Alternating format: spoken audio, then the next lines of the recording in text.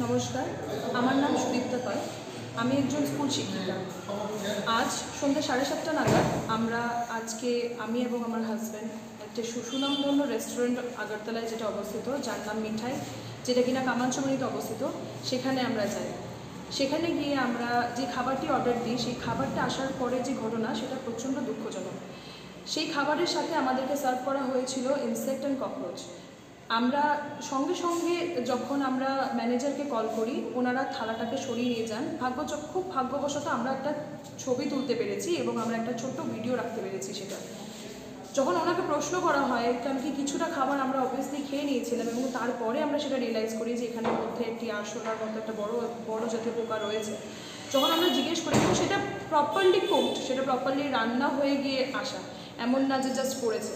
যখন প্রশ্ন করা হয় তখন ওনাদের থেকে এটা বলা হয় যে আমরা খুবই দুঃখিত ব্যাপারটা নিয়ে, কিন্তু যদি আপনার শরীর খারাপ করে তাহলে আপনারা আমাদের ফোন নাম্বার নিয়ে যান, আমাদেরকে ফোন করবেন। আমার প্রশ্নটা হচ্ছে যে সেটা কি কোনো রকম যুক্তি?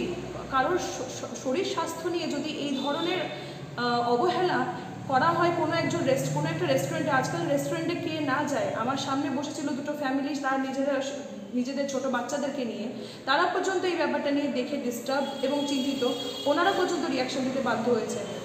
আমি সেখানে একাই সেই জায়গাটার মধ্যে যখন ফাইট করছি, তখন ওনারা সঙ্গে সঙ্গে আমাকে যোগদান দিয়েছেন এবং ওনারাও বলেছেন যে এটা কখনোই এরকম পসিবল না।